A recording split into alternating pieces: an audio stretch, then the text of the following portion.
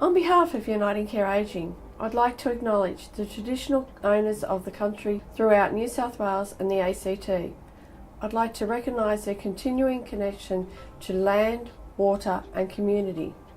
I'd also like to pay my respect to them and their cultures, to the elders both past, present and future. I'm honoured to be here today to launch Uniting Care's Ageing Reconciliation Action Plan.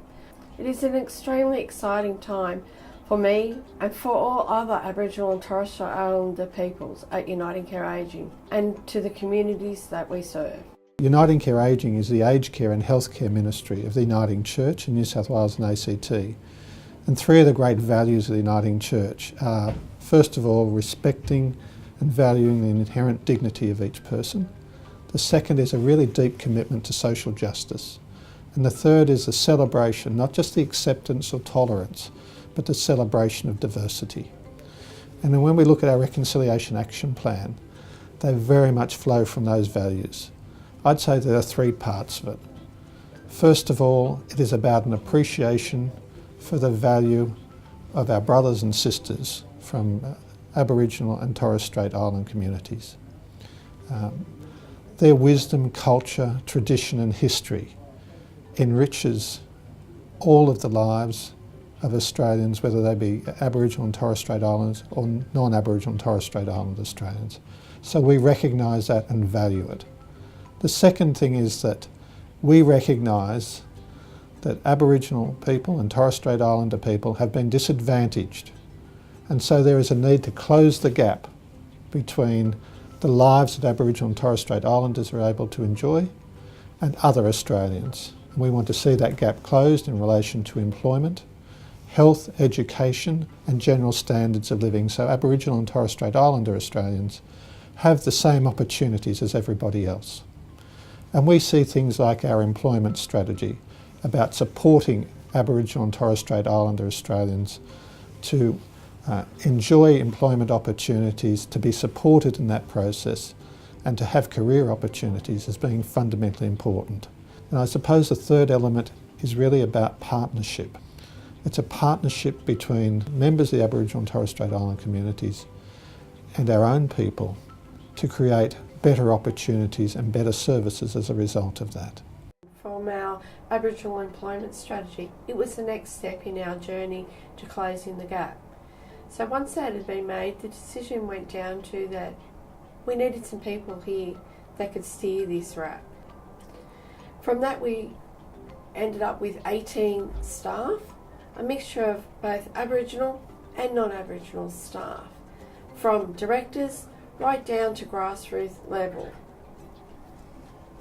Now the wrap is being launched, it'll mean us taking a more proactive approach in closing the gap of disadvantagedness for our Aboriginal and Torres Strait Islander peoples. It'll help promote positions within the organisations. We want to be able to see Aboriginal and Torres Strait Islander people in senior management. We also want to be able to increase the number of Aboriginal clients that we have both in residential and in community. So to make our wrap come to life, we decided that we needed to have a design. So once again, the call went out to all Aboriginal staff and our Aboriginal clients to come up with a design that truly meant us coming together as an organisation and working as one.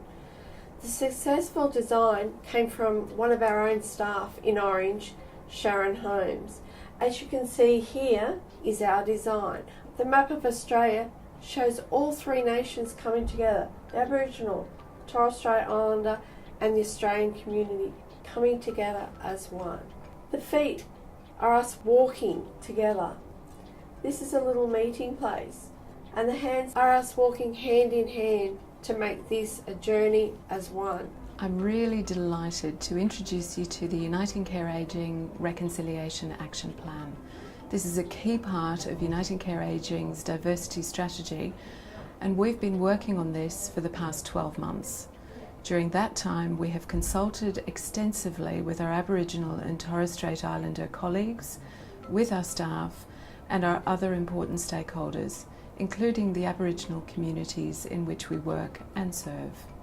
Our RAP has been developed within the context of Reconciliation Australia's RAP program, and we are thrilled that Reconciliation Australia have endorsed our plan.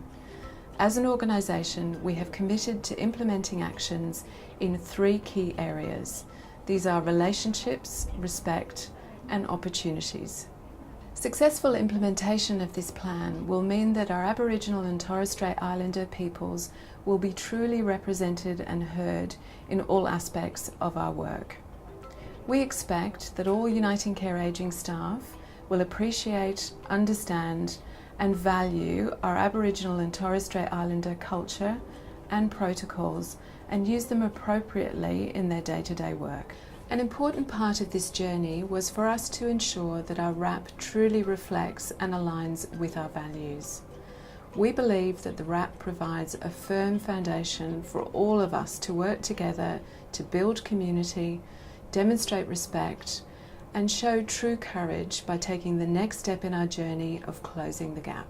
So I'm delighted that Uniting Care Ageing is now launching our Reconciliation Action Plan.